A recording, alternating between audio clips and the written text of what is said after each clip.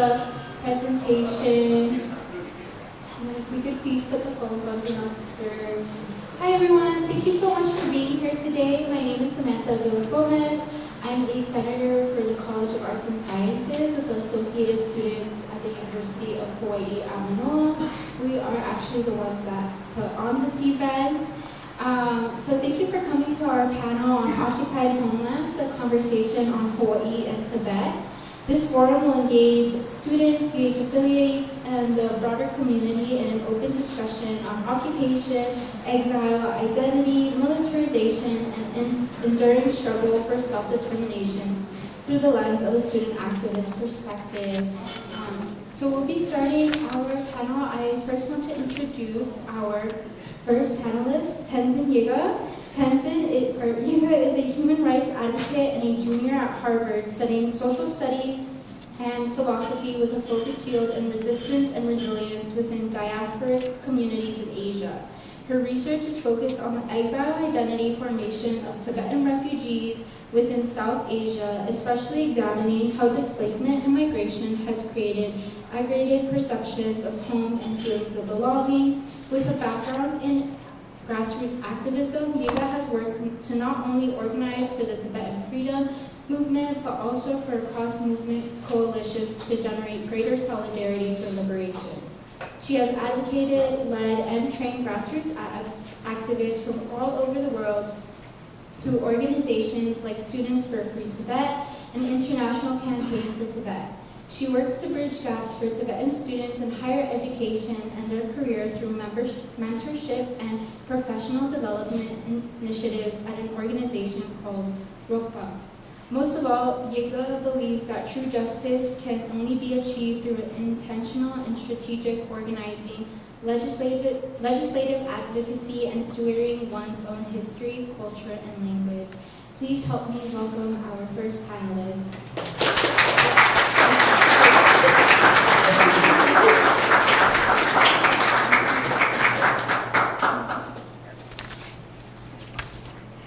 Our next panelist is Kashish. Kashish Bastola is a 2026 Marshall Scholar and a senior at Harvard from Texas, studying histories of the U.S. Gulf South and the Himalaya. His senior thesis unravels a little-known CIA operation in the 1960s that trained Tibetan refugees at American colleges and abandoned military bases. With an interest in public history, Kashish has worked on oral history and curatorial projects with the Harvard Forest, the National Park Service, and the South Asian American Digital Archive. He serves on the Radcliffe Institute Student Advisory Board and the City of Cambridge American Freedom Commission. Please help me welcome my dear friend, Kashish.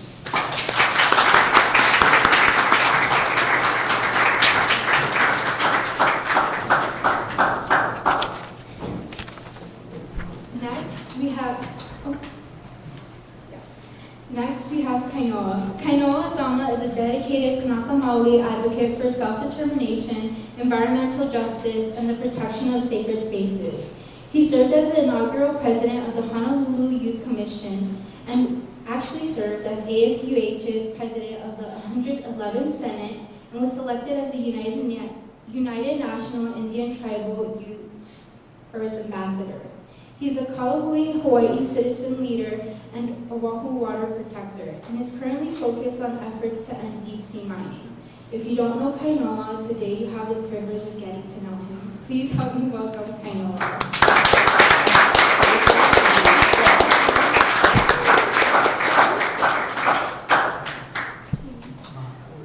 Again, thank you folks so much for being here today. We'll actually be starting off with a history of Tibet. I'll pass it to the panelists. And then, our presentations will be an intro. Our panelists will be going into research, and then we'll have a panelist discussion. The last 45 minutes will be dedicated to Q&A from the audience. So if you have any questions, that will be the last part of our presentation. Thank you again. Thank you everyone for being here today. My name is Tenzin Yiga, and like Samantha mentioned, I'm a junior at Harvard, and I'm so excited to bring up the topic of Tibet into Hawaii. Just to begin with just mapping the history of Tibet. Tibet has a unique history dating back over 2,000 years. It had its own government, religion, language, laws, and customs. A very good starting point in analyzing the country's status is in the period referred to as the Tibet's Imperial Age, when the entire country was first unified under one ruler. At that point, there was no serious debate over its existence as an independent state, and even China's own historical records today and treaties show the period referred to Tibet as a strong state, which whom China was forced to deal with on a footing of equality. So then I guess at what point then did Tibet cease to exist as a state to become an integral part of China? Tibet's history is not unlike that of other states. At times, Tibet extended its influence over neighboring countries and peoples, and in other periods it came itself under the influence of powerful foreign rulers like the Mongol Khans, the Gorkhas of Nepal, the Manchu emperors, and the British rulers of India. So it should be noted that before examining the relevant history, that international law is a system of law that's created by states primarily for its own protection. And as a result, the international law protects independence of states from attempts to destroy it, and so therefore the presumption as in favor of the continuation of statehood. So this means that whereas an independent state that has existed for centuries, such as Tibet, does not need to prove its continued independence when challenged, a foreign state claiming sovereign rights over it needs to prove those rights by showing at what precise moment and by what legal means they were acquired. So, just to map China's present claims over Tibet, during the Mongol period, Tibetan leaders struck a priest-patron deal with Mongol rulers, so Tibet offered religious services in exchange for protection and to avoid conquest. When Kublai Khan conquered China and founded the Yuan dynasty, this relationship deepened. However, the Mongols never integrated Tibetan and Chinese administration. Claiming Tibet belongs to China because both were under Mongol rule is compared to the text to claiming France belongs to England because both were under Roman rule. So Tibet also broke away from the Yuan before China itself regained its independence. Later in the Manchu and Qing period in the 18th century, the Manchus embraced Tibetan Buddhism and developed a similar priest and patron relationship with the Dalai Lamas. Some powerful emperors sent troops into Tibet to extend real influence, but it was more akin to a superpower protectorate relationship, not annexation. So Manchu influence had collapsed entirely by the period 1904 and ended formally when the Qing dynasty fell in 1911. So this begins Tibet's as an independent state from 1911 until 1950s. So for nearly 4 years, Tibet functioned as a fully independent nation, maintaining neutral foreign policy, conducting independent international relations, and receiving implicit recognition from neighboring states. Britain even bound itself to not recognize Chinese suzerainty unless China had signed the 1914 Simla Convention, which it never did. Now, getting into Chinese invasion, China's newly founded communist regime invaded Tibet in the period of 1949 to 1950, and then 2 years later forced Tibetan representatives to sign the 17-point agreement, acknowledging Chinese sovereignty while nominally preserving Tibetan autonomy over internal affairs. However, China has repeatedly violated this treaty, fueling growing resistance that culminated in the 1959 national uprising and subsequent exile. It's important to note that the UN General Assembly took up the question of Tibet multiple times between 1959 and 1965. They passed 3 resolutions condemning China's human rights policies, calling for Tibet's right to self-determination to be respected. However, little was done as a result of that, and the decades following saw uprising that devastated culture and loss of life. An estimated 1.2 million Tibetans have been killed under Chinese policies and Chinese rule. Thousands more were imprisoned into labor camps and concentration camps, and over 6,000 monasteries, temples, historic text sites and buildings have been destroyed and looted. And then diplomatic talks between the Dalai Lama's delegations and Beijing in the 1980s did little as well, and China only wanted to discuss the Dalai Lama's return from exile. However, the Dalai Lama maintained that the real issue is the rights and status of the 6 million Tibetans living inside Tibet. So, also major ongoing concerns is the large-scale influx of Chinese settlers into Tibet, particularly in cities and fertile valleys where Chinese now outnumber Tibetans 2 or 3 to 1 in many areas. So because most settlers moved without official permits, Chinese statistics often undercount their numbers. So this influx has greatly transformed Tibetans' like political, economic, cultural, and religious control to the Chinese hands. So Tibet historically served as an important buffer zone between China and India, and its now conversion into this Chinese populated province has raised very serious questions about security for India as well as other nations, as it significantly strengthens China's strategic military position in the Himalayas and in Asia broadly. So now going into the in 1959, with the Chinese government's invasion and seized control of Tibet's capital, which is actually the same year that Hawaii became a state. So that could have correlation with how many colonial powers were at play during the 60s in the backdrop of Cold War politics. So essentially, on March 10th, Tibet saw its first large-scale protest of Chinese rule. This was prompted when the Chinese government invited His Holiness the Dalai Lama to a theater show with the stipulation that he come alone without any representatives or bodyguards. So when news broke out about this, tens of thousands of Tibetans gathered in the capital city of Lhasa to create a human barricade so that His Holiness would not be harmed. So now every year, on March 10th, this is commemorated as Tibetan National Uprising Day, with communities of Tibetans around the world organizing protests and demonstrations for a free Tibet. Eventually, following the suppression of these protests in 1959, the Chinese government began cracking down in the next decades that followed, and thousands of Tibetans then followed His Holiness into exile. For exile, India's government at the time, which was under Nehru, welcomed the Tibetans to India with the request that Tibetans wanted to live within their own communities. So the Nehru government granted different areas of land throughout India for Tibetans, and thus began road work. So after the first few years in exile, Tibetans had realized that return anytime soon was unlikely.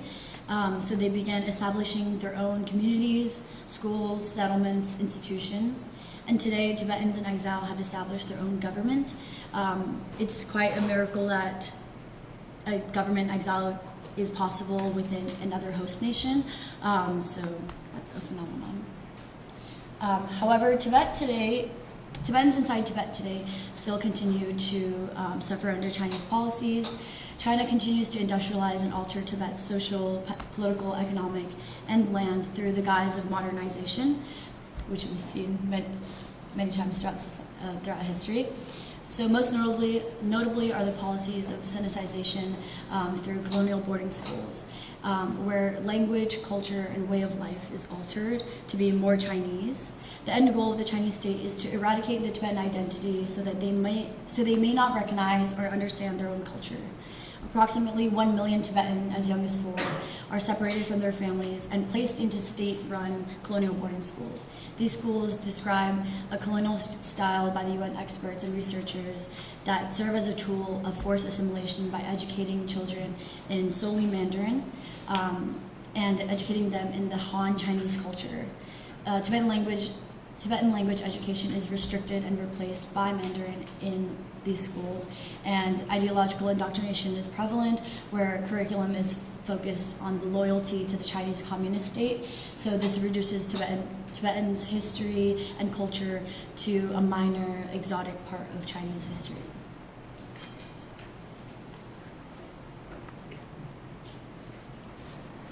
Thank you so much, Yiga.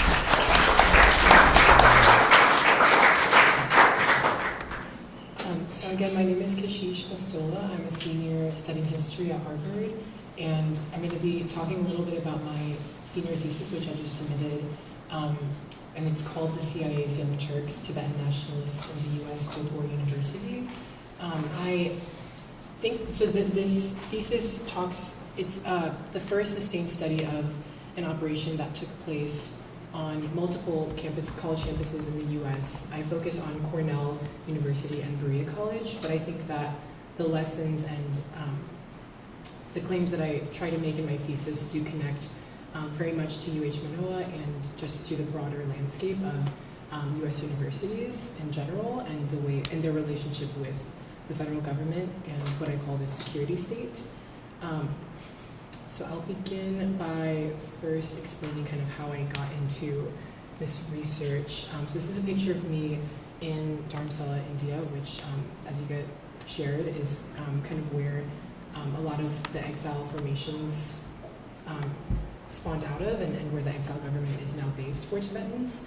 And during my freshman year, I became involved with the Harvard Undergraduate Tibetan Cultural Association on our campus. Can you speak a little louder? Oh, yes, sorry. Can you guys hear me better now? Yeah. Is that better? And during this trip, which was in August of 2023, I was oriented to the incredible democratic governing institutions which Tibetan refugees have established in exile over the 6+ decades since they had to flee Tibet. There were two foundational moments of this trip. One of them was our visit and private audience with His Holiness the 14th Dalai Lama, and the other was our visit to the Tibetan Museum, to the Tibet Museum, where I discovered a history of the Tibetan resistance in Muslang, Nepal, on the Nepal-Tibet border, where attacks by the Tibetan Resistance Army, Jishigangtuk, were launched against Chinese forces with the support of the governments of Nepal, India, and the United States.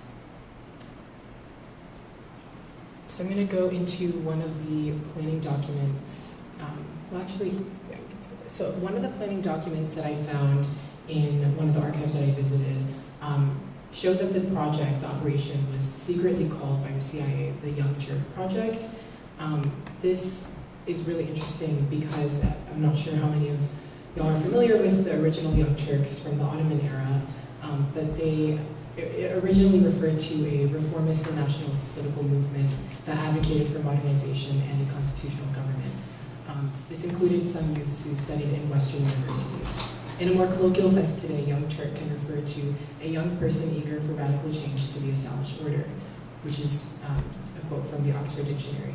By positioning these Tibetan Young Turks on campus, my thesis locates the US University, which I later consider a multiversity, as a node in the Tibetan resistance and in the broader US Cold War development. The CIA called them Young Turks without their knowledge or their consent, and I consider them Tibetan nationalists in my own thesis. With a focus on Tibetan nation building, my research constructs for the first time the CIA operation at Cornell, and I seek to interpret the actions of the Tibetan students and their work to build a Tibetan government in exile. Historian Benedict Anderson argued that nationalism is a way of imagining a political community, imagined as both inherently limited and sovereign.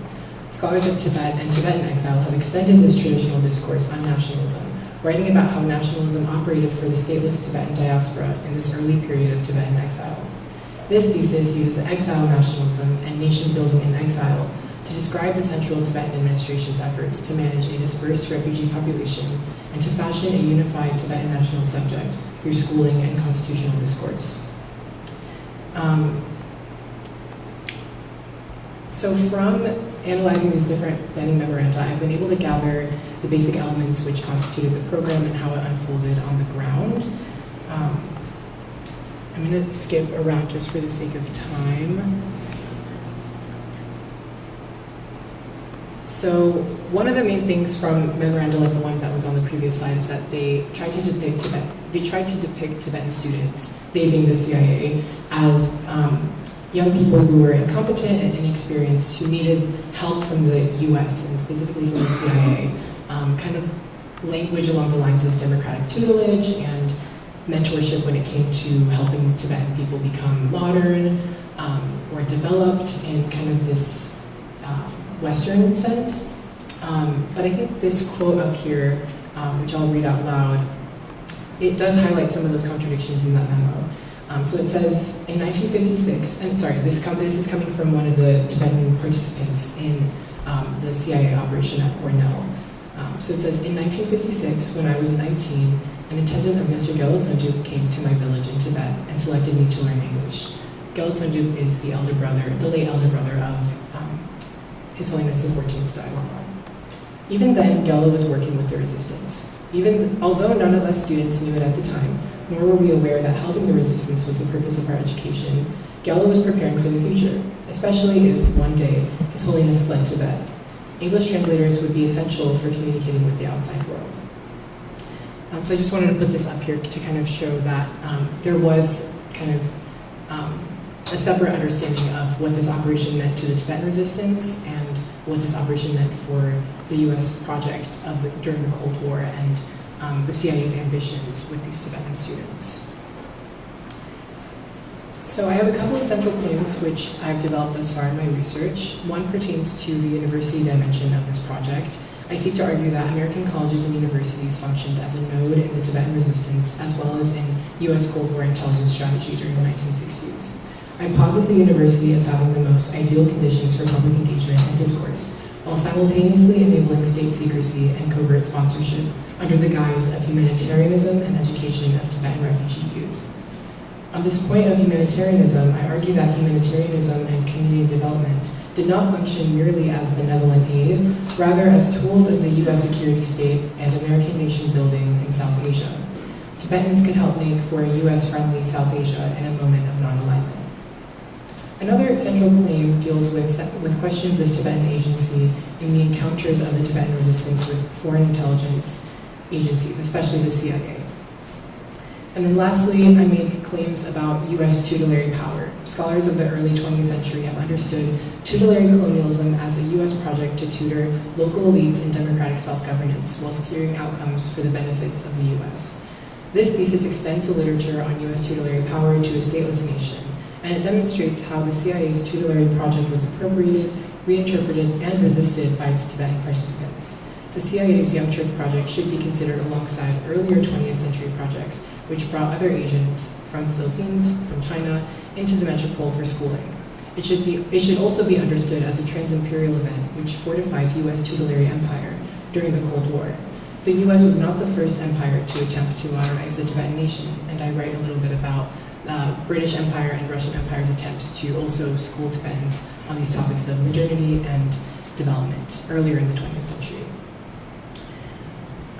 I have a few slides kind of discussing my research project. So basically I had to go to a bunch of different archives because it's very hard to find information about covert operations, which makes sense. The CIA is very, they've succeeded in making it very difficult for researchers to write about this history. But university, as you can see from this list, university collections and archives have been, have kind of like allowed this thesis to come out of the stacks and kind of the depths of different archival chambers, or archival reading rooms or whatnot. So shout out to all of the university archivists who have really made these records accessible to me in my research. I'm also going to skip this for the sake of time. So I'm going to give a little bit of a kind of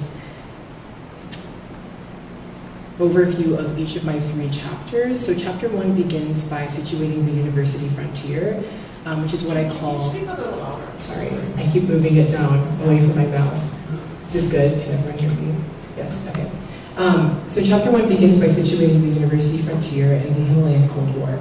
At the Cold War University, exiles shifted from guerrilla operations to academic study. The CIA's expansion of its Tibetan operations from the guerrilla frontier at Camp Hale, Colorado, to the university frontier was a development which responded to the making of the Cold War University.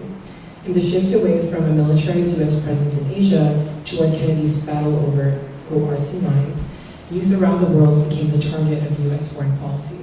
Institutions like the Peace Corps, when placed alongside or within covert CIA operations, can help unpeel the layers of the university frontier. Youth were also the focus of the Dalai Lama and his exile administration in the 1960s, and Chapter 1 gives due attention to exile schooling projects. The chapter closes by sketching the conditions at Cornell, which made the Young Turk project possible. So that's kind of the main chapter I think that's most relevant for the discussion today, because this idea of the university as a frontier, I think is one that was salient during the Cold War and continues to be salient today. And I hope that we'll be able to get into that a little bit more in our discussion. later. So this is a picture of the group, the second group actually, that attended Cornell University in the 1965-1966 academic year. Education became the primary arena in which the exile government could pursue nation building under the constraints of secrecy in the US and South Asia. Tibetan leaders pressed for overseas education years before the CIA established the Young Turk Project, but they did so for varying reasons.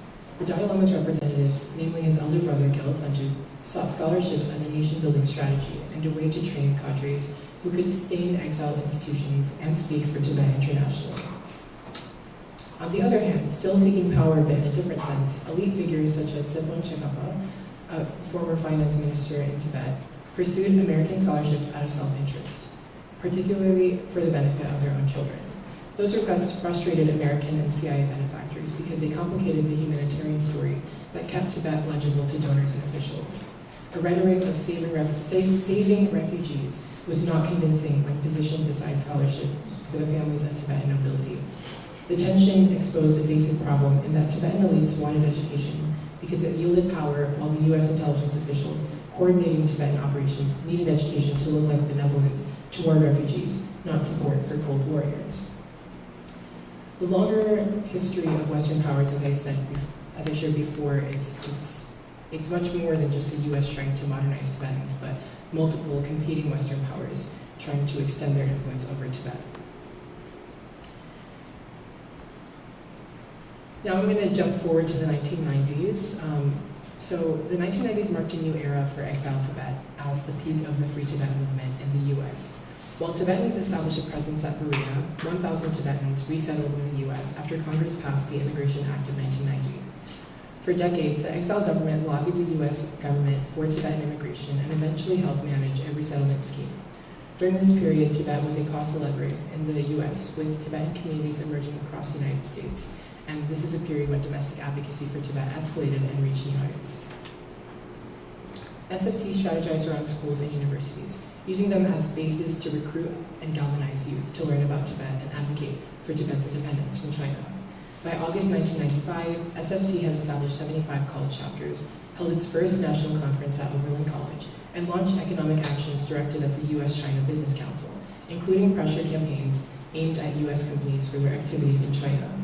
A subsequent national conference at Brown University centered on political prisoners. By 1997, SFT had grown to over 350 chapters globally, including 200 college and university chapters.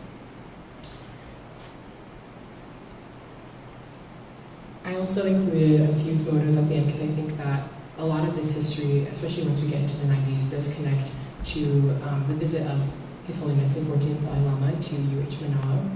And as we remember his first visit in 1994 and his later visit in 2012, I think it's important that we see them as more than just isolated speaking events. They belong to a larger history in which US universities became crucial sites for the internationalization of the Tibet question. By the 1990s and 2000s, universities were not just places to study Tibet, but places where Tibet and nationalist claims making was performed. The Dalai Lama's programming at UH Mānoa was part of a much larger transformation in campus culture, which reverberated across the US. But it took on some distinct elements which are worth noting. The Dalai Lama's 2012 Hawaii visit came at an important moment. That year, his US tour began in Hawaii, and one of the listed events was a symposium at the East-West Center in Honolulu, titled The Importance of Native Intelligence in Modern Times, once again drawing on this theme of modernization that we saw earlier in discourses around Tibet in the 60s. The East-West Center is closely tied to UH Mānoa's academic community, and it sits adjacent to this campus, even though it is not administratively the same institution. In 2012, the Dalai Lama's presence was not just a one-off visit, it was staged through an institution designed for trans-Pacific dialogue and international education. The Dalai Lama's personal website says the following of this particular event. A question asked how indigenous communities who have become strangers in their own land and are surrounded by their oppressors act. His Holiness said people have every right to preserve their identity, but there is also the need to take a look at the reality of the situation. In the case of Tibetans, His Holiness said we have adopted the middle way, which is non-extreme, practical, and realistic. He said there was the need to think broadly. He said today's world has become such that it was unrealistic to think of remaining isolated. Mānoa plays a role in this history because of the East-West Center. Established by the U.S. Congress in 1960, the center was created to promote better relations and understanding among the peoples and nations of the United States, Asia, and the Pacific. The East-West Center was a Cold War institution and instrument of U.S. public diplomacy. It was meant to produce dialogue, expertise, and exchange, but also to position the U.S. as a central broker in Asia-Pacific intellectual and political life. Hawaii, and especially Mānoa, became a platform from which American soft power could operate across the Pacific. The Dialogue's 2012 visit linked Mānoa to two overlapping histories. The first is the rise of the university as a major arena for the Free Tibet movement, especially after the founding of Students for a Free Tibet in 1994. The second is the longer history of Mānoa and the East-West Center as specific institutions embedded in U.S. geopolitical power.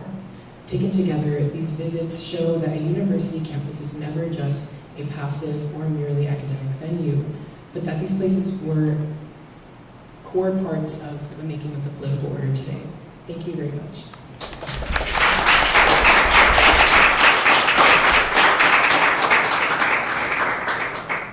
Thank you to two of our panelists for their presentation. Now we'll head on to the discussion piece. To start, our first question: in what ways do the historical struggles of Tibet under Chinese control and Hawaii under American control inform each other's movements for sovereignty and self-determination?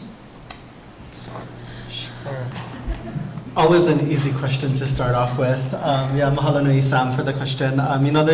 There's just so many parallels, right, when we're sharing and kind of building this new shared reality of what our understanding of the world is based on. I think like in regards to the struggles of like the influence of an occupier, Hawaii very much has the same experience, or similar, I should say, not the same.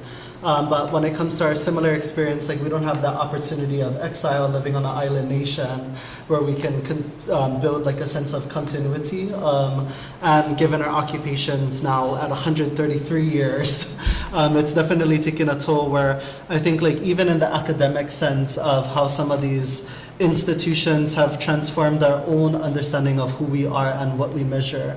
And what I mean by that is now you have issues of what qualifies and quantifies our understanding of, who's, I don't want to say like a successful Hawaiian, or very much like whether it's your language revitalization despite the loss, whether it's our political aptitude of understanding all the legal nuances that happens in Hawaii. But one of the things that I'm kind of pointing towards is the challenge with our identity, our understanding of our national consciousness now is at times derivative from somebody else's perspective about who we are. When we confine it to institutions and even, this being a state institution of what's allowable to teach, what's verified, and all these different pieces. One thing I would say in the shared struggle that I think is kind of an interesting thing, and it kind of relays into a little bit of kind of where we're flowing today, is just seeing how now we're kind of experiencing, I feel like we're all trying to live amongst Armageddon, right? Like,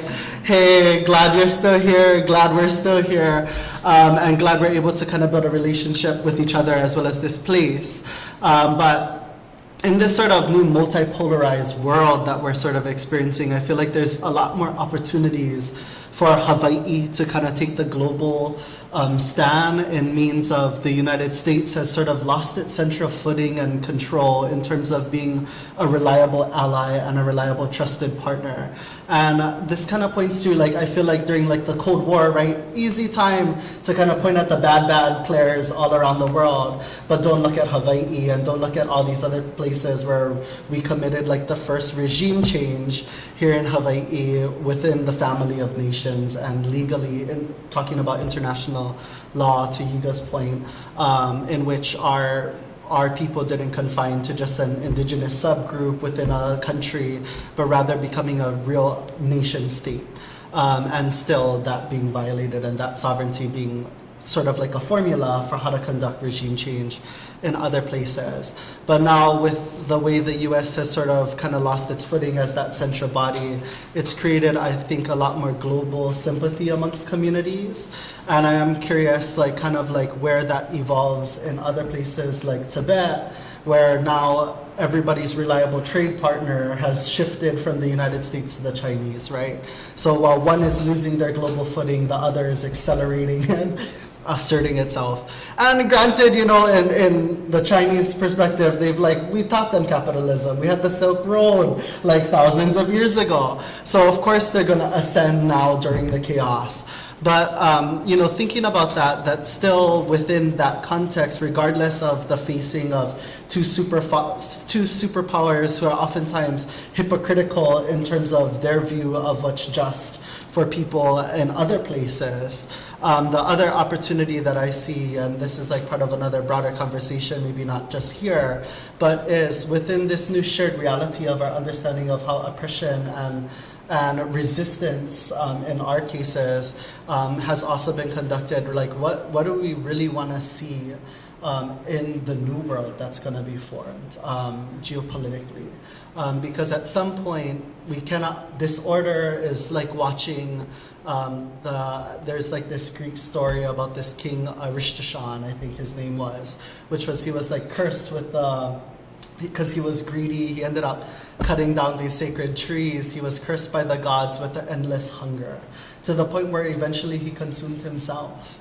And that's kind of the point we're reaching to the world, where even in a country that was once the dominant, that is one of the largest superpowers that oppress Hawaii, their version of freedom, their version of a better life, of liberation, has created the largest wealth gap in human history. And in that, the most degraded, and now we're watching it too play out, where it's like, what's our oil doing on your land, you know, or under your house, where this large amount of degradation is happening that does in fact not just consume the United States or any individual country, but is in fact consuming the world.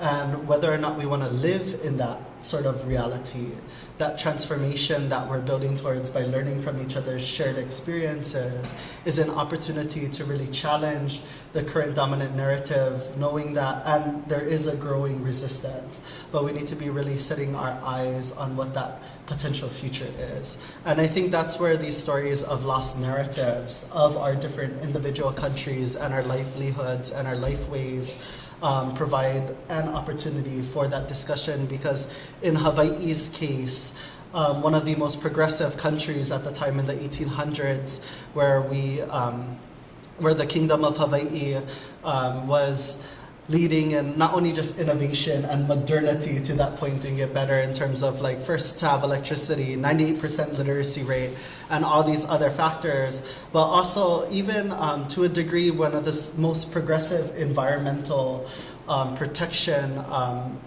kind of laws that were traditional and customary to us, that we called kapu, that sort of set a standard that even the state of Hawaii today is like, we're a leading environmental state, and like all of the things that we're doing, like even Josh Green, right, in the Times 100, and it's kind of like you're piggybacking on the laws we set in place in the 1800s. That's like 200 years and you haven't progressed since. That's pretty sad. So that denied opportunity for us to create a new reality in the in our own occupation. And I think like the other point that I'm leading to is really now we have this opportunity to really create that new paradigm shift. And we need to be very cognizant when we go back to like the impacts of academia. I always say I kind of ran away from UH 2 years ago. I'm nowhere near PhD, so please like take me with a grain of salt. I always feel like I'm still a recovering academic in those 5 years, because now I just do community work, which is way more fun, and theory is only as good as the praxis. So you have to do something at the end of the day, and we have to apply it. But in those in that understanding, our ability to not get lost in just the theoretical debates, and also not getting lost in trying to sometimes find ourselves within systems that did not even create our ideas of liberation and sovereignty at one point in time during our own era, is our ability, like now we can really think about what is those shifted conditions that are conducive to new ideas. And this is kind of like one of those where it's like falling apart, but what does the build back look like?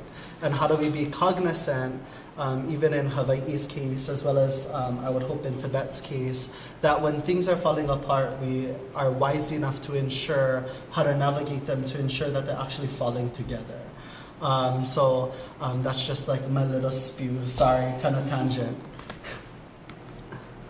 No, yeah, I think you raised so many great points. I think, first of all, when displacement looks different for different communities, but it is like an iterative process where you're not just like displaced once, but then you're displaced on top of that displacement. It creates these like patterns of you don't know what is origin and what to refer back to. And I think another point, a great point you raised is like the issue of like the environment and in the Tibetan context, the environment is such a like sacred part of Tibetan identity and indigeneity for Tibetans, as the land and the sea and the rivers that flow out of Tibet fuel life for billions of people downstream in Asia. So seeing this, for example, environmental crisis in Tibet as not a solely Tibetan issue or like a political issue for Tibetans inside Tibet, but as a issue for humanity, as an issue for the people living in Asia, but as well as the rest of the world, it is a lifeline. So seeing kind of the shared struggles within, for example, environmental crises that are happening, but also how we can campaign for it on a larger scale, on a global scale, that is not just for one population or one community or for one nation, I think is a way that we can bridge community and can bridge these shared struggles together. Another great point you mentioned is that we often like are stuck in this world of theorizing these issues and pointing fingers at like powers, but not taking action. And something that the Tibetan exile community has been able to do is combine this legislative kind of lobbying and action, but You gotta switch the microphones. Sorry. combining this like legislative advocacy and lobbying along with grassroots mobilization, and that has been the most effective for Tibetans to raise this issue, whether it's about the environment, political issues, religious issues, or just cultural preservation, is through these grassroots movements and grassroots campaigns. I think. I don't know that I have anything to add. If we want to, yeah. Completely, yes, agree. The next question is, how has the strategy of oral history telling served as a form of resistance for both communities? Where do you want to start? Okay. Apologies. In regards to like oral histories, and I feel like even just arts in general, it's one of those like, even like for me, like within like my own understanding of Hawaii, I remember my aunties and a lot of people telling me like Hawaii is not a 50th state, and like when you're going through like the public education system, you're like, what are you talking about? There's 50 stars on that flag. It has to be true. But then really coming to later on in life, really diving into those understandings, those seeds were always watered because it was the nurturing of a question, right? That ended up opening up to like the new political reality and a real understanding of the truth, that we are an illegally occupied nation. And one of the other pieces, I think, to that is kind of like how I was sharing earlier, like our ability to create our own ideas of what sovereignty in practice and all of these pieces look like. Like a lot of our lifeways are now confined to our current political and economic realities. But at some point, we have to remember that in kind of relying how you folks brought up the Dalai Lama's notion of native intelligence, in this world of artificial intelligence, we have to remember that there's also ancestral intelligence. The real AI that was also, if I'm spelling it right in Hawaiian, is ai, is to eat and to feed. And to really think about like as we're still evolving and transitioning in this current paradigm, we have to hold towards our understandings that an alternative way of life is possible because it actually was lived at one point. So let's not pretend in some of the economic discussions that I get to have fun in are like when they're talking about transforming these systems, let's not pretend we're reinventing or making a new wheel. There's also a recognition that there's a return to something that was already there. Because to Yiga's point, when you're talking about Tibet and the connection to nature and to the understanding of like how it's kind of like a living heaven, right? Like the same is for Hawaii, where it's like year-round, same temperate conditions. But in that understanding, all of us have had a piece of how to make heaven about where we are. And somehow this world has been transitioned to feel like sometimes a living hell, and for others much worse than that. And we have to remember that in those understandings, maybe we shouldn't prescribe ourselves to other people's generational conflicts or current wars and political interests or economic interests, but to remember, especially as young people, that maybe if we all got to the table and we all shared a different connection, rather than one that was shaped by national jurisdictions, we'd have a real opportunity to kind of shift what that new world also looks like. Because I doubt if we had a conversation with young people in any of our respective countries, even in the ones that are occupying us, they'd be satisfied with the direction that things have gone now. One thing we often talk about in the elder circles that I'm privileged to is that we have to remember we have a shared connection to our Earth Mother. The perspectives to her may be different, but regardless, that connection of the understanding of the Earth is what feeds us, and the ocean being the central part of our own creation is also what nourishes us. Enlightens us to the possibility of what life is like when we live by those definitions and those understandings. And can we transform in this new multipolarized world a new message that brings together unity, because the last unifying message clearly has not worked. So what does it look like when, rather than a UN charter, we think about things like the Earth Charter that others are initiating as well? So really a huge opportunity, I think, for all of us. But that's the value to Sam's question, circling back to that I see in regards to the strength of our oral traditions and our cultural understandings, is to recognize that we're often greatly connected when we share those principles, those values. We have a saying in the Pacific that, at a distance we may seem quite distant in terms of how far we are apart, how we may look, but we recognize that we are all connected in the deep. The same for the oceans and how islands geography works. So recognizing that, that is an opportunity to broaden that discussion of what that looks like. Yeah, mahalo. Yeah, I think, like Hanoa mentioned, I think oral histories are so integral, especially for Tibetans in exile, because it is the basis of what connects us to our homeland. Because of the Chinese firewall, there is little to no kind of communication with Tibetans inside Tibet for those in exile. And the generation that saw a free Tibet, that saw the homeland and then came into exile, was the last generation that was able to, depict what life was like in Tibet, what traditions were like in Tibet, how language, how culture, how religious practices were kept alive in Tibet. And it is the strongest kind of testimony of our own cultural history that's actively being eradicated. And I think in this context, when the Chinese state is actively trying to rewrite history, it is even more imperative that oral traditions are maintained. I think in the question of academia that we talked about, there's little to no kind of Tibetan studies programs throughout universities in North America and in America in general, and in the West. And the universities that have these Tibetan programs are largely run by non-Tibetans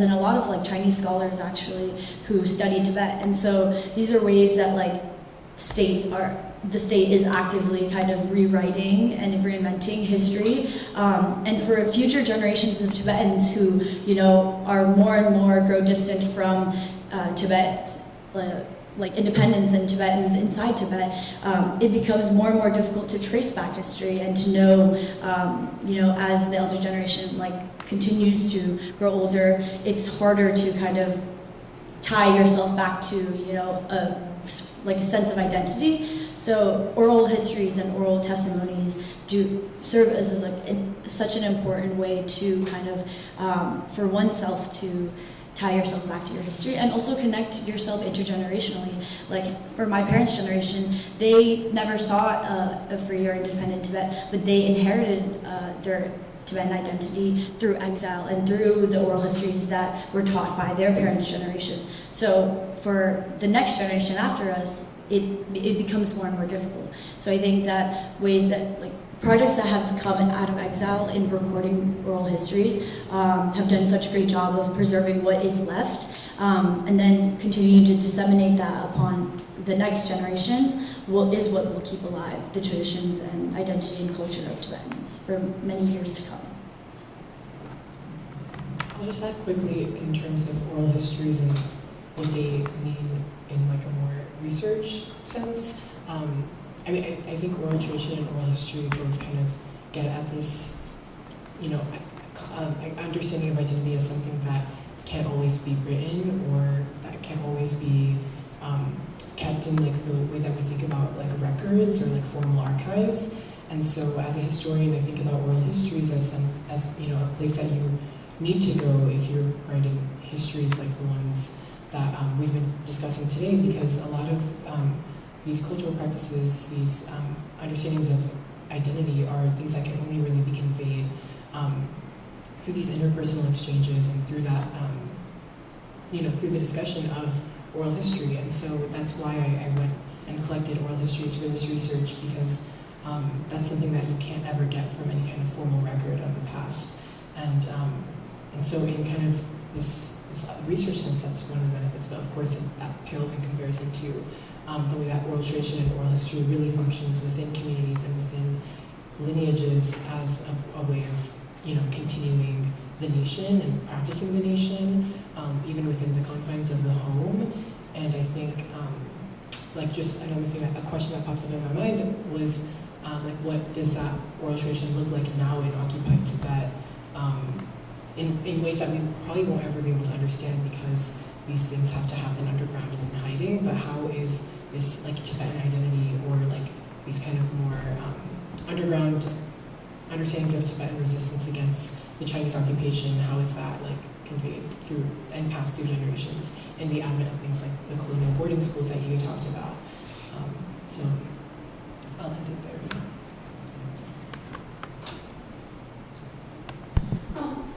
You folks have talked about symbolic legislation, whether that be at the United Nations or other world forums. How has symbolic legislation affected each community, and in what ways can we build solidarity between these two communities based off of that? You guys want to go first? Yeah, I think this kind of like term that I use like for symbolic legislation is something that is, I think perfectly kind of depicts how the United States or Tibetan communities in the United States like conceptualize the U.S.'s support for Tibet. Since the 1950s, since operations like the CIA's involvement in Tibet, it has largely been for the U.S.'s interest. It's never really been for the independence or the agency for Tibetans. And so that's how this term symbolic legislation came about, because there's been dozens and dozens of resolutions and acts every few years that are passed where the U.S. calls for self-determination of the Tibetan people and the support for language, culture, preservation, religious rights. But at the end of the day, now like more than 6 decades in exile and 6 decades under occupation, as the U.S. as a global superpower still has done little to actually create tangible change or tangible support for Tibetans.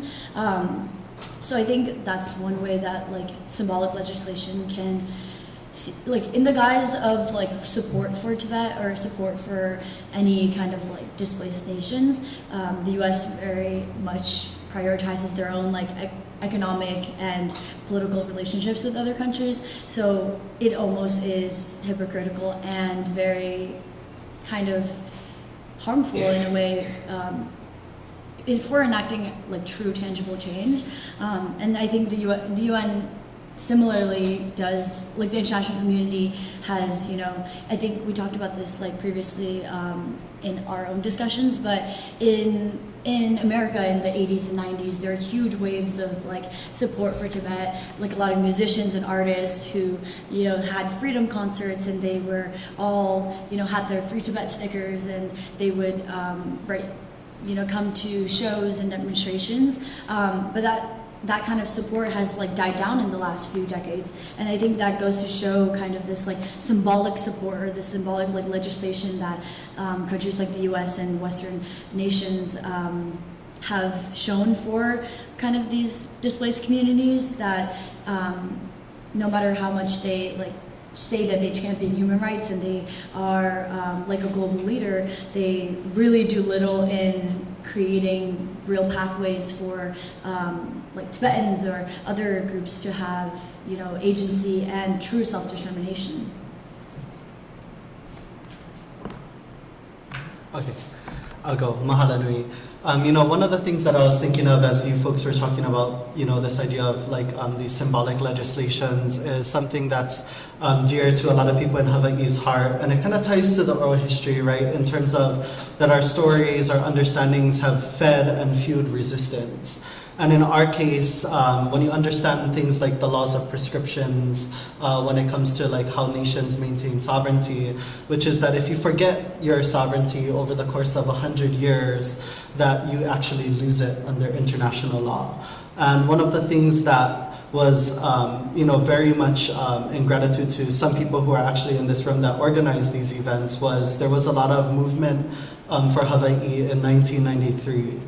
Which marked the centennial of the overthrow of the Hawaiian kingdom. So it was a critical point to demonstrate that Hawaiians had forgotten and we had succeeded in erasure and assimilation.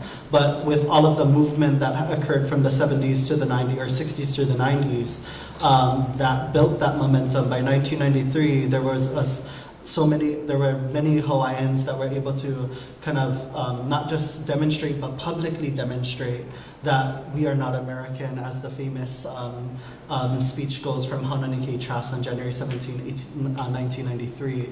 But one of the things that led to, in building that momentum, was also legislation that is often looked at as symbolic. Which is the apology resolution. And the apology resolution is one of those interesting things where it's like, yes, we did all of these things to Hawaiʻi, and yes, it's illegal, and it was an illegal overthrow. It was an admission conducted by the United States and approved by Congress. But one of the things that resulted from that was not just that, was yes, the admission, and let me switch mics. Again, artificial intelligence versus ancestral intelligence is always a fun one. But when it comes back to the apology resolution, there are clauses that acknowledge like none of this can be used against the United States. This is not a means for reparations. It does provide a path towards reconciliation.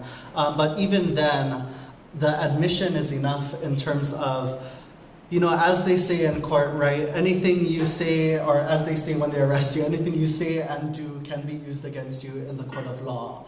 And we have to embrace that the United States is not in fact judge and jury in its own admission via the apology resolution. And we have to remember that in that understanding where you admit that you do not legally or lawfully own our country, that we have to utilize that in the understanding of your laws and all of these pieces do not apply because in fact there was no wedding to begin with. So there's nothing to reconcile. There, others can argue about reparations, but in terms of that understanding that our sovereignty is maintained, our government is currently legally overthrown and abated. We have an opportunity to really think about how do we create and restore the legal entity that then is able to have the, I don't want to say the return of our lands, but to reassert our autonomy and our ability to govern our own lands. So it's the restoration of our self-governance. So in regards to, again, when it comes to this idea of symbolic legislation, for us in Hawaii, I think there's a unique opportunity to continue to challenge the current narratives and limitations that the United States set in its own policies or in its own legislation for us to then challenge, for us to then utilize to challenge for what true justice is in our case, which is the restoration of our self-governance. But it does require, in that understanding, us to remember who again is the lawful authority. And for us, we already were a nation state, and I think that's where the education and the deriving of our understandings of who we are from other people's perspectives in academic worlds, legal worlds, or whichever, to really return to, again, though, when we come back to the law, we need to restore our kingdom, our nation state. That's our government, which creates a very different legal nuance for Hawaii's ability to return its self-governance. Yeah. Mahalo, sorry. Legalese. We'll do 2 more questions and then open it up to the audience. If no one has any questions, we still have some more that we can go through. The second to last question is, how does this new multipolarized world shift global support? How does this new multipolarized world shift global support for your respective movements, and how can we build solidarity between both our communities as there's these new power shifts between both of our communities?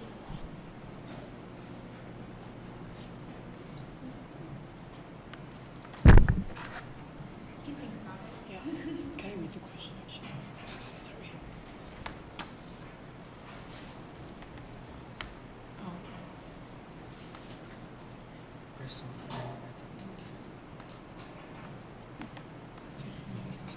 Yeah, I think I know I kind of talked about this before, but as we see the shift of the U.S.'s influence in the world and the growing kind of narratives about resistance, and I think especially in the last few years and decades, we've seen a lot more kind of agency return to a lot of communities that are occupied or facing kind of displacement in different ways, and I feel like I encountered this a lot with advocacy work, but like I mentioned before, when you're doing this advocacy work or when you're resisting in a way, it can't be just for your own community, or it can't be just for Tibet. You need to create these cross-cultural, cross-movement coalitions, and find kind of these shared values that we talked about, whether it's the environmental crises that are happening, or kind of religious persecution, or there's many ways in which communities that are facing displacement are connected, because the colonial imperial powers that are committing these atrocities are not essentially doing anything new. They're reusing and recycling, colonial policies of boarding schools that we've seen here, in the United States with Indigenous and Native American populations, with First Nations in Canada.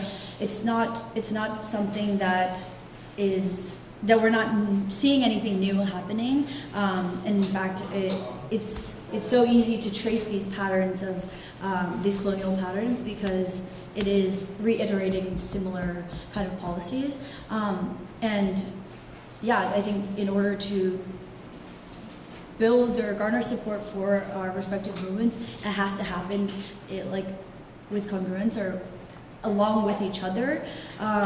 First, I think by understanding first our shared histories and movements, but then kind of thinking about how these patterns connect us, whether it is like indigeneity, whether it is the environment and the land that is sacred, or greater push for just the oneness of humanity. I think that is something that in an increasingly polarized world we often forget, that at the end of the day that all people like want to be free, they want to have rights, then no one wants to kind of be under occupation, right? So in creating these like cross-movement coalitions and creating dialogue and creating, coming together and having campaigns where you are able to bridge together different, seemingly different communities and movements, but very similar struggles is, I think, ways that we can kind of garner this global support for our movements. Yeah, mahalo nui. I was thinking of several different things. A few things is like when we're really looking at, there's a lot of explosion going on right in the world, but there's also a lot of implosion where there's internal conflicts within the various nation states that are oftentimes leading imperialism. But really thinking about that transformation of what that looks like. We have to kind of come to at least what are some of the common points of discussion that can be a bridge for every one of our communities, regardless of which side of the fences we might be on. In regards to like those environmental pieces, those components of feeding people, I think like that's where for us within the cultural context that we live in Hawaii, one of the things that one of the elders from Kianai challenged me with, he said, you know how you measure the health of a community? And I was like, oh, okay, I'm curious. How do you like really measure the health and success of a thriving community? He says, it's not with answers. You have to engage the world with inquiry. And it's these three questions. Are the children fed? Are the elderly comfortable? And are the women unafraid? Because we come from a matriarchal culture, even though it looks a little patriarch, but in reality, grandmother rules. But in that understanding, what does it mean to have a common mission where we feed children, where we care for our elderly to ensure that they are comfortable in their transition off, as well as ensure that our women are unafraid to be able to take charge and lead, because at least like in our within our perspectives, when women lead, it's oftentimes better and much more better planned in how things occur. But really, and those three questions, it takes a lot to answer them when we think about some of the values in this world. The other thing I think is a common understanding that also needs to be bridged and shaped is that violence is the lowest form of communication. For us in the Pacific, Lua, or our art of combat systems, was not something you start with. It's something you end with. It's a last resort. Because in our world, in our language, there's no word for enemy. The word for enemy is actually enemy, which is literally just a bastardization of English, because it's not within our train of thought. Because when it comes to how our language is structured, the people that you had to fight with, the people you had to have conflict with, were your family members. So the idea that I can not know you and still kill you, it was a foreign concept for us. So coming to those understandings where now that's the way conflict is deriving, where it's like a video game console. We need to rebuild the connection and the humanity component in how we engage in this world. And I think that's a huge opportunity and something that needs to be broadly discussed. Thank you both. I feel like I can't really articulate anything more than what you guys have just said, but I feel like just one thing that comes to mind is with His Holiness the 14th on this visit in 2012, I think that was kind of like a major showing of kind of what's possible when just even these two ideas are brought together, or these two peoples or cultures are brought together in one room. And I think it's something that we can attempt to do in spaces like this that we've constructed here, but something that we have to continue working towards in the future is like, how do we bring things into the same conversation where they always should have been perceived or like understood as the same conversation, but because of this multipolar world, we kind of understand these struggles and peoples as so disparate and sometimes even like opposing each other. But I think, I think back to that 2012 event. It's not something that I can know fully about because I wasn't there. But I think that just what the Dalai Lama was trying to do there, he gave a panel about kind of the meaning of the true meaning of aloha, and how when he came in 1994, how he wasn't really sure exactly what that term meant, and kind of like the multitudes that word contained, alongside many other values in Hawaiian culture. And then when he came back in 2012, he connected that to kind of the politics of the time, and to kind of how both peoples, I think, do have this kind of connection that does need to be preserved and sustained in some kind of way. So I think that, I don't know, that's kind of what you said, kind of that's what I thought about. Yeah. You folks kind of talked about this, but the Dalai Lama's visit and this panel, how can we continue to build cross-cultural connections between Hawaii and Tibetan struggles outside of this and into the future? After that, we'll open it up for Q&A.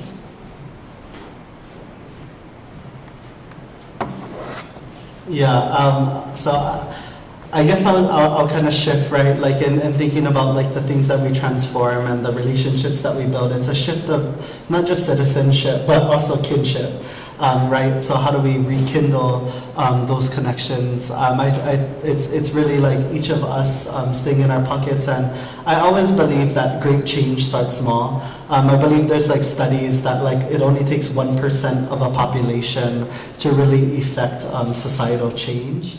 And I believe it, because like look at it, the 1% rule the world. We always hear that, eat the rich, right? But in that understanding, what happens when 1% of us from each individual communities are more dedicated to another common mission that looks different than what that particular 1% has envisioned for the world. In really thinking about that, I'll leave you with this saying that came from me from a mentor, Papali'i Failautusi Avagalio of Samoa. He told me, when there is love in the heart, there's compassion in the home. When there is compassion in the home, there is harmony in the village. And when there is harmony in the village, there is peace in the world. So we have to remember that great leaders lead. Good leaders lead, but great leaders heal. And when we engage this world and our communities as healers, it creates bridges that are much more different than the current structures that have been formed. So that's just my little tidbit. So mahalo.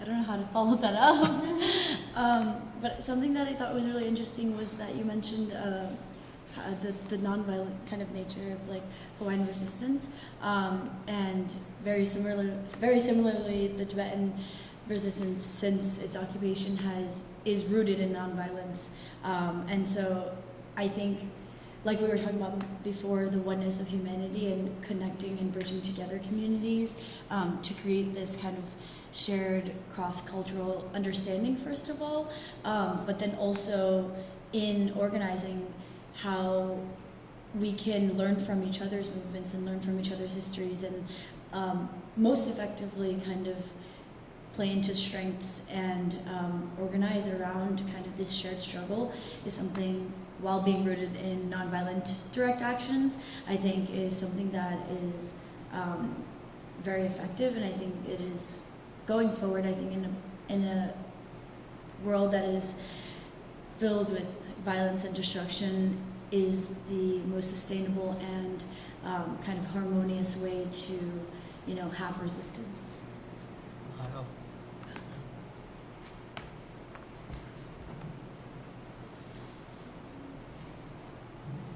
Does anyone have any questions from the public? Two. Your hand. In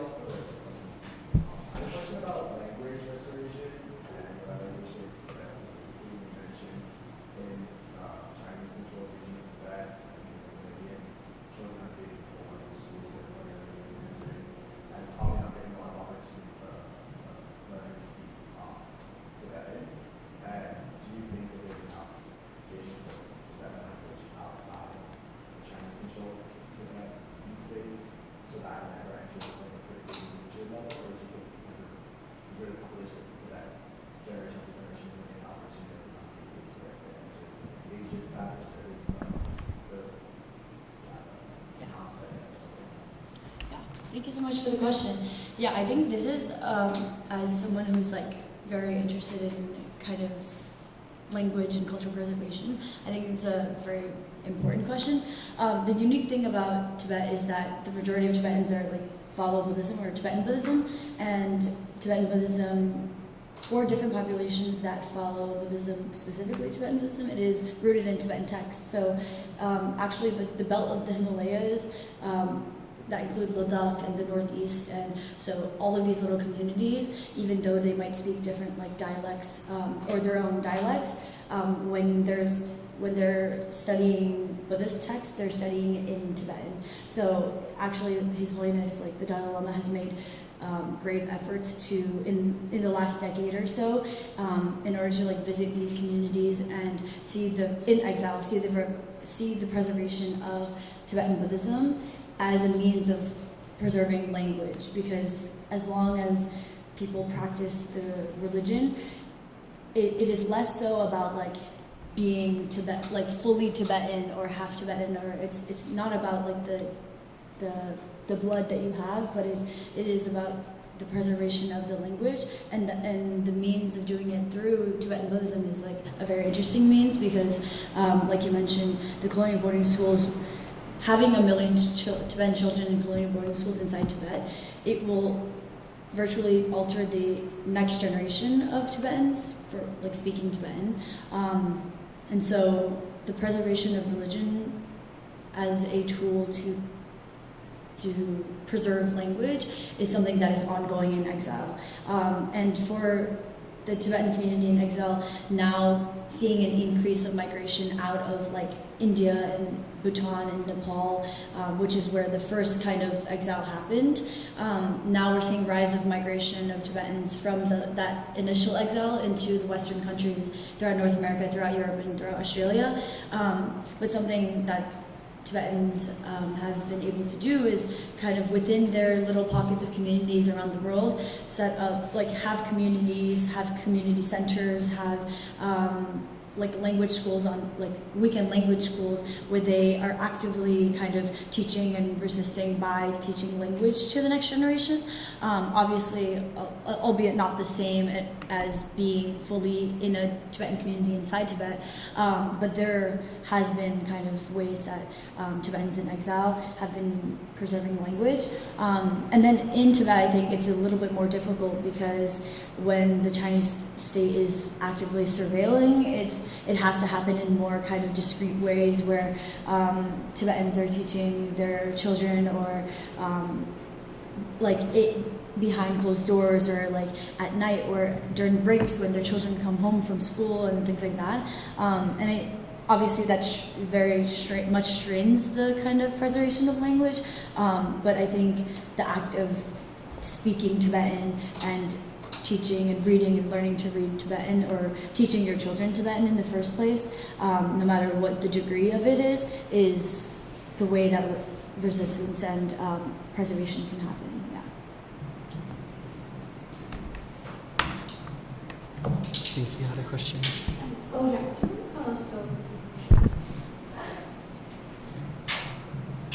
Thank you guys for all that you talked about. It's really interesting to me specifically, because I'm studying Polynesian Judaism and Palestinian exile as well. And I wondered what your guys' thoughts are on the, as you talked about, like that the institutions and colleges, universities that become like safe spaces for these nationalistic or these nation-based communities. How much should the university kind of regulate those groups so that there's kind of maybe accurate depictions of the culture, and not just kind of an internal depiction of the culture that may be kind of outside of the realm of reality or whatnot? I'm thinking of maybe like the Zionistic and the Palestinian groups on college campuses as well, and how the universities were reacting to that. Do you have any recommendations for how universities can like regulate or not regulate these type of groups as they're forming their like internal identity on campus? Yeah. Thank you. Thank you for that question. I think, so the term multiversity was coined by the former president of the University of California, Clark Kerr, and it came with this book that he had written about kind of like the Cold War university, and it was published in 1960, and he describes the university as an institution that really can't be defined by one thing, and the multiplicity and multitudes of possibilities that exist within a university. And it's interesting that he's saying this as the president, as someone who was the president leading this very large institution, the University of California. But I think just reading that book, the sense that it gave me about how universities should function and I guess the policies that should govern a university is that, I don't know, like the university in many ways is like a state in that it's hard to really pinpoint the university to mean one thing or to function in one certain way. When we talk about student activism, that's one of the functions of a university that we've seen, especially in the past 3 years, is regulating where free speech is allowed to exist, to what extent that can play out. And what we're seeing on Harvard's campus and on campuses across the country is that there's a major crackdown on free speech right now, and that there are a lot of changes and regulations that are now being enforced against student activists, which didn't exist by my freshman year of college, where student free speech, in my opinion, was a lot more lively and a lot more robust. But I think that, again, it just kind of reflects this history of how the university ebbs and flows and how it deals with student activists, if you're specifically asking about student organizers and activist movements. But I think the fact that the CIA was able to find the campus in the first place as an institution where they could host these foreign visitors or elites from other countries. I talk about the Tibetan operations, but very similar programs and operations were run with Iraqi students or with Vietnamese students, and kind of at other schools, including Michigan State University, at Harvard, at Berea College in Kentucky, and the way that the U.S. as a government and its different intelligence agencies have been able to co-opt these institutions or kind of run centers and programs alongside them. One instance is the East-West Center, I think, just shows kind of the vastness of the university. And I guess my cop-out of an answer is that there is no really answer to your question about like what should a university do, because it's so big and it's kind of this monster. But yeah, does that make sense? I don't know if we have a follow-up question to that. It's a very, very complicated question. I'm happy with that. Okay, thank you. Yeah. I can jump in too, sure. Yeah, I always have a different take on universities. It's kind of fun, but for me, even this idea of creating a safe space within the university. I feel like even today, where it may have a perception how UH has done a very good job at trying to showcase itself as a Hawaiian place of learning, when we know that things have been challenged against it as a Hawaiian place of earning.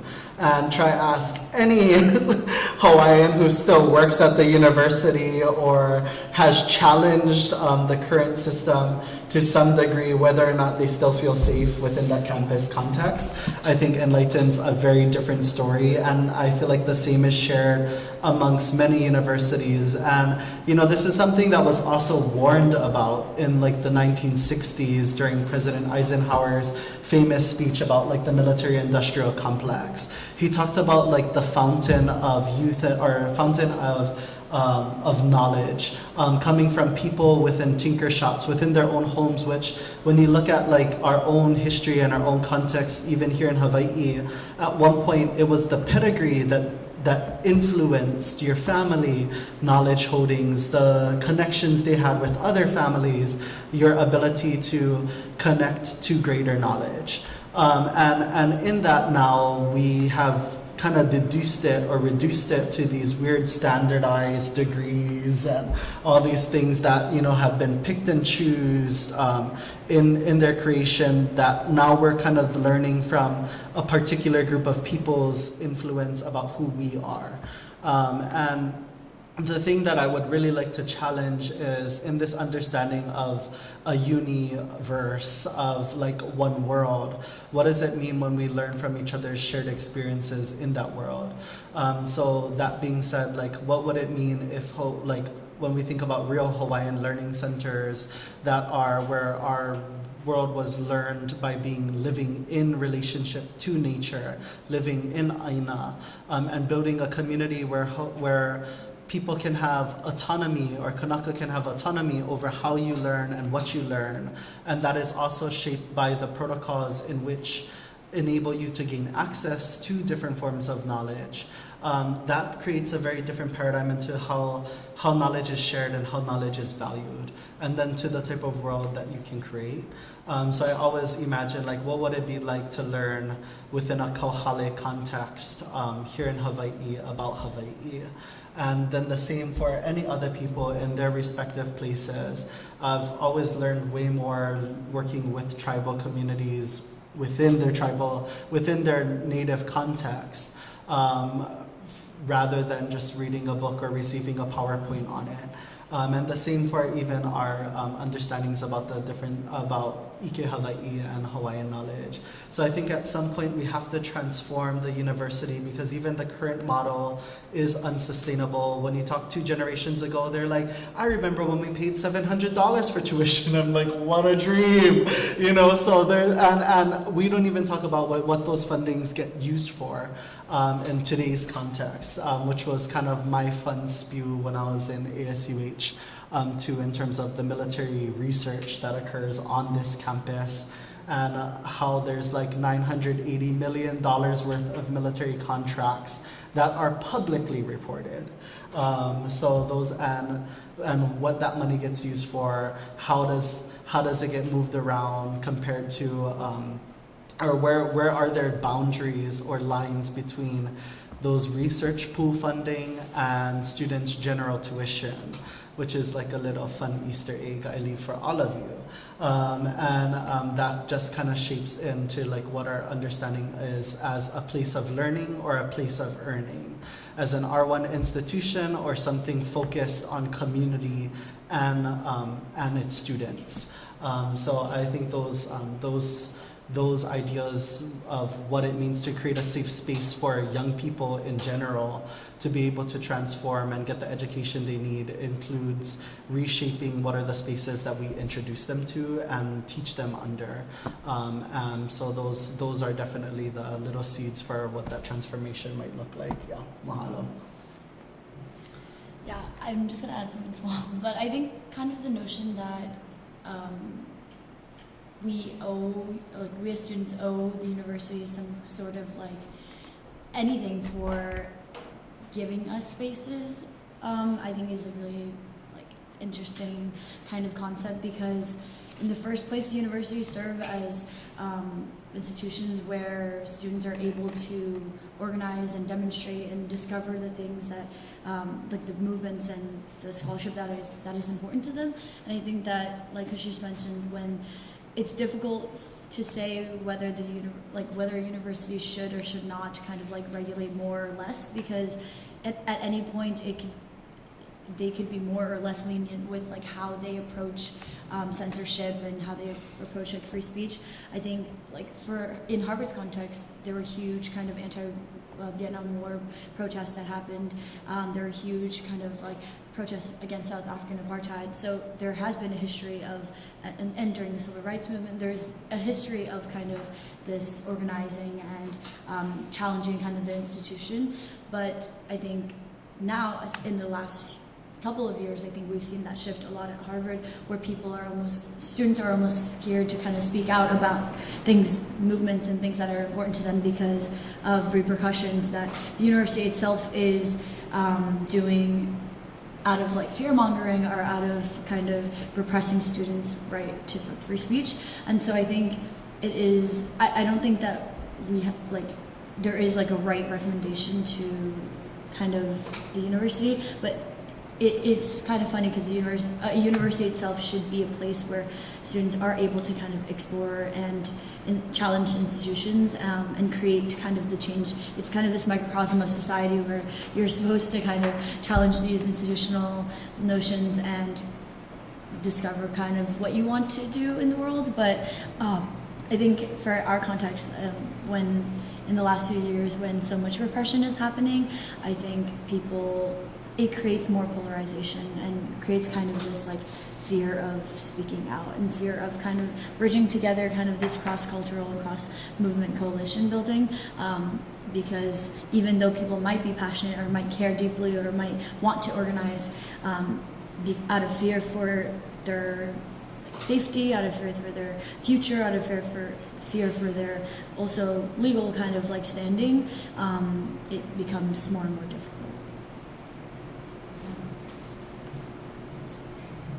Mahalo. Do you have another question from the audience?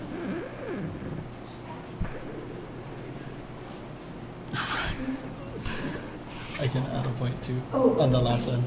I want to add. Yeah, sorry. No, Auntie Hilani brought up a really wonderful point to remember too about the University of Hawaii. And, oftentimes, like, we don't even talk about it. It's like there's a Queen Liliuokalani Center here. And when it comes to the universities in Hawaii, they all occupy illegally stolen land. And they know it, right? Like, this is actually, I think, a large portion of Mānoa is crown land. A small portion is actually government land. And with all the campuses, they're all utilizing stolen land. And I believe like this land grant university was also formed from Queen Liliuokalani, actually. So those are things to remember about these spaces and the opportunity that comes with it when autonomy is restored. Because I think it's a when, not a if. But when it is restored, like these are the things that we can think about how these places will be transformed in the future. For me, again, though, the vision is still like, how do we not have like this knowledge privilege gap about who is able to access and how we access knowledge, but to return to the idea that our elders are living libraries, and how do we today become those living libraries that are very much a global atlas in today's world, because we have to really lean on ancestral wisdom or ancestral intelligence versus artificial intelligence, and those are the things to compete with. Because I think like even to, like I was a part of a recent discussion, this is so random, Tibet, but like we're talking about how like AI, is at the end of the day, it's still a data processor, very extractive. But at the same time, we have to remember that we're still the brain and the heart within that way of thinking and logic. So how do we restore that back into authority within households so we don't really need these spaces to constantly go to eventually? Yeah. Thank you for those important points, Kainoa. I just wanted to end, if there's no other questions, by thanking you for all of your leadership, Kainoa, on this campus, and also for all of the really important work you've been doing here in Hawaii.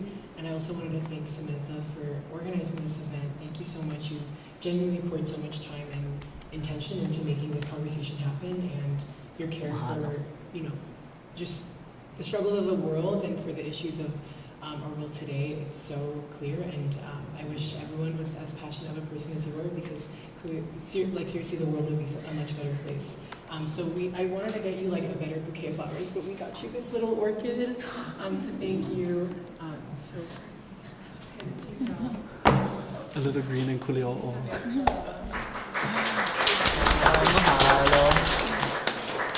Cute. Purple. Thank you. So I guess we will conclude the event. Yeah. Any other questions? Any other questions? No? It's gonna be on live too, so I'll send you guys the link. Oh, okay, awesome. Recorded, yeah, perfect. Thank you guys for coming and staying till the end. Yeah, the committed. Mahalo. Na'omakua. Okay, we go close. Sorry, I know we didn't really open, but that's okay, because now we're going to close spiritually. As always, we acknowledge that that there's a way to close, and there's a spiritual protocol that always occurs behind all things. So for us, anybody familiar with Na'omakua? Na Aumakua is a pule. Aumakua is like your spiritual guardians. They're oftentimes ancestors for each and every one of us. This pule is really one to acknowledge those spiritual guardians to kind of guide us in this world to make life better for each and every one of us and to grant us the knowledge, the strength, the spiritual understandings in order to make that work happen. So we'll just do it one time, I think, and we'll do Kapo'eo Hawaiʻi. Okay, hiki no. Na o mākua hiki a ka lā kau, mai ko kui a ka hala wai. Na o mākua i a ka hina kua i a ka hinaro, i a ka aka wikalani. O ki hai i ka lani, o ue i ka lani, nunuru i ka lani, ka holo i ka lani. Ia nā pulapula ka ohana o ka po'eo Hawaiʻi. E mālama o ko ia mākou, e uru i ka lani, e uru i ta honua, e uru i ta pai aino o Hawaiʻi. E ho mai ka ike, e ho mai ka ika ika, e ho mai ki aka mai, e ho mai ka mau popopono, e ho mai ka ike pāpālua, e ho mai ka mana. Āmana, ua noa. Mahalo. Closing. Thank you everyone So for coming. interesting. We hope you have a good Sorry, rest of your people in day. classes, so they just probably came every day classes. I was telling him, you know, Princess Owana performed for the Dalai Lama when he came in 2012 too on the stage. Yeah, we have the pictures still. So many people were involved with that are still around. Freedmen, I think, something, or Kalawai. My auntie went too. Yeah, and going back to language, it's interesting because we don't even talk about this, but Dalai Lama, right, the enlightened sea. Dalai is Kalai for us, which is Kai Lama, the enlightened ocean. So it's like, how did language get so similar? Because Lama for us is enlightenment. Dalai is like Kalai, which is shorter, a longer version for Kai. Maybe there's Wait, a that's Egypt. crazy. Yeah. Because the Tenzin Yiga, like the name, like means interpreting like ocean of wisdom. It has Right, that right. color. We started with like 300 million. Crazy. And it's like, the ocean. And then even when you look at the helmets that they wear for like the ceremonies and stuff, it's like the mahiola. Yeah, it is specifically the sense that is like the Dalai Lama is the ghost. They were yellow. Yeah. And I saw the picture and I was like, oh my god, it's so similar. It was crazy. Yeah, it was live. We have like And then we'll share